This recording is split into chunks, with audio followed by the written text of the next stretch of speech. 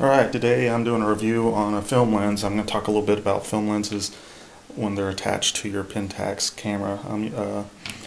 I have a K-30. It's probably similar with the K-50 and other Pentax DSLRs when attaching these.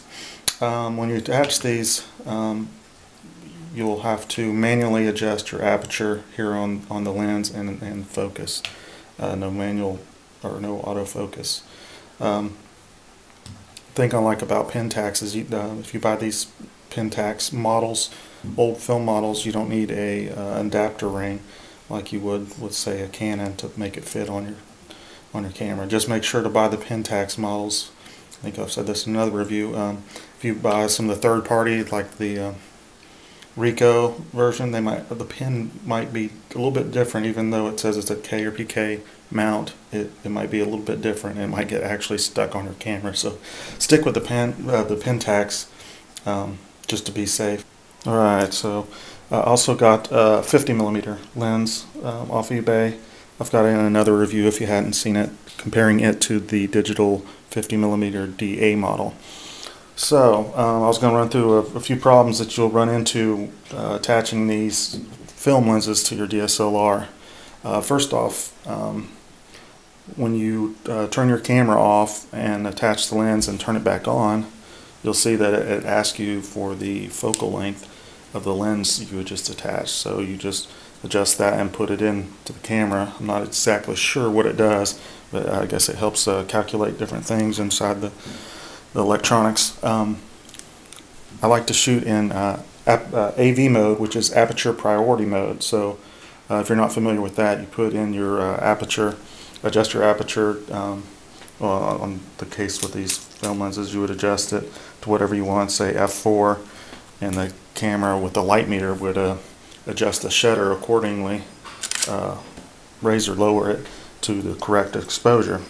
Well, when I put these on and slapped it into AV mode and adjusted my shutter on the lens, because that's what you'll have, or aperture on your lens, I noticed that my shutter value wasn't moving. So took a couple of pictures, nothing changed. So I realized that you can't shoot in AV mode when you have these lenses attached. You have to go full manual mode.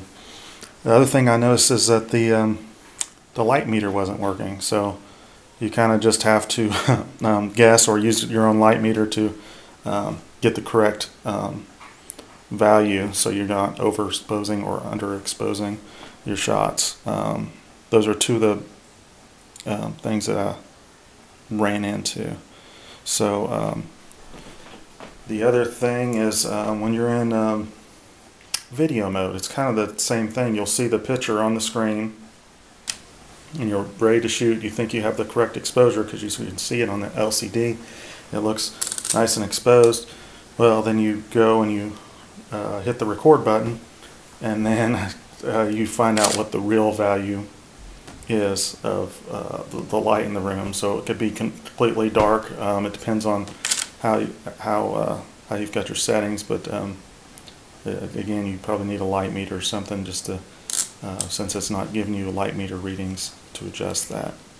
But for getting lenses cheap and just those little quirky things that happens, you could really get some excellent shots for very little price compared to some of the expensive digital lenses. But this is 135. Like I said, I just got this, so I'm going to show you a few test shots I shot with this, and you'll get to see how good the rewards are for 40 bucks or whatever you spend on a cheaper prime lens. If you like this, I'll probably have some more. I've got a 50 1.4 f1.4 coming in a couple of days, and I'll probably do another review on it and show some quick test shots. So subscribe. Lots more Pentax reviews and stuff to come. Thanks.